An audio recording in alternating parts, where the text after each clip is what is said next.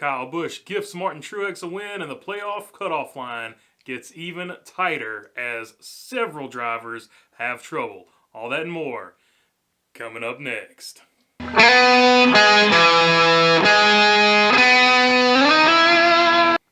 Man, I should have listened to the numbers from my own preview. Martin Truex gets the win. Kyle Busch made it easy for him. Sped on pit road. I think that was going to be his only real competition because as we saw in the race, Denny Hamlin was too far back to get a run on him and make it a race. But what a performance from Joe Gibbs Racing so far in the playoffs.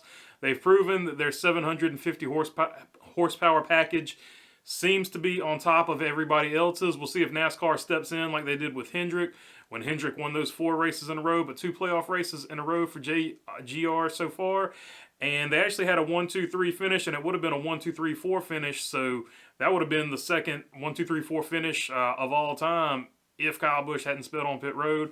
But nonetheless, strong performance in the playoffs so far from JGR. So talked about Kyle Busch's pit road issues, but there were several drivers who had pit road issues or just issues in general, particularly amongst playoff drivers.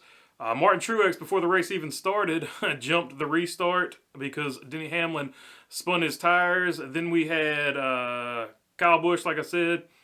He sped on pit road. Eric Almirola, he was also caught speeding on pit road. Kurt Busch cuts a tire, finishes dead last. I don't know if the tire pressure in that thing was too low or what, but that definitely took a shot. He went from 20-something points to the good to on the cutoff line at either 1 above or I think 0. We'll have to look at that here in just a second. And Michael McDowell, he also was caught speeding. He ended up like 5 laps down. Not that I thought he had a chance in this playoffs, but he is totally in a win or go home situation after his struggles. Okay, speaking of the cutoff line, let's take a look at it. Denny Hamlin, Martin Truex, and Kyle Larson are all locked in. Truex and Hamlin, of course, because they won the race, and Kyle Larson just because he's got so many points right now that nobody can catch him. And 4th is Logano at plus 40. And then you have from 5th all the way to 14th is only separated by 33 points.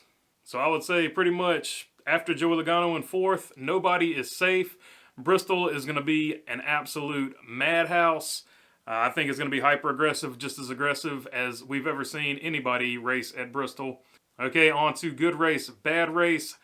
First off, Ross Chastain, he was up there running with all the playoff contenders. Obviously, he's not in the playoffs, but he was making it known that he is starting to figure out this car, and he is proving his worth as a Cup driver. It should be an exciting driver next year for Trackhouse. Also, Austin Dillon proving he is the best of the rest. He probably should have been pointed into the playoffs, but it didn't work out for him this season with multiple winners. He was the last man out, but he's proven he is the best of the rest, consistently running in the top 10 today, and he ends up with an 11th place finish.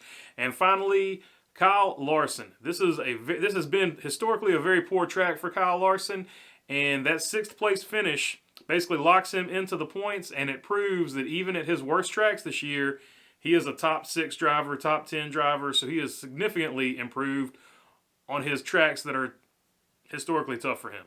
Okay, now on to bad race.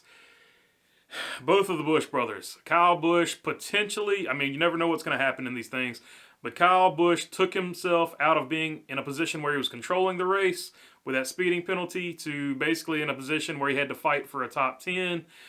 And Kurt Busch, also a bad race, cut that tire down, finished dead last, really hurt his playoff chances. He is now right there on the bubble, just bad luck for Kurt. And finally, William Byron and Alex Bowman. These guys had really good, consistent seasons, but as soon as the playoffs come, and this happens every year to some guys just get cold in the playoffs, some guys warm up and get hot. These are 2 guys that are cold. William Byron's had a great season. He's been consistent all year. So has Alex Bowman. Alex Bowman's won 3 races, but playoffs have rolled around, and these guys have not had any mojo. So bad race for all 4 of these guys. All right, that is all I've got for you today. If you like the content, please subscribe down below. I really, really appreciate it. And if you got a comment, leave it down in the comments section. Let me know what I missed. Let me know something I should have covered, or just give me your opinion on the race. And other than that, thanks for your time. Peace.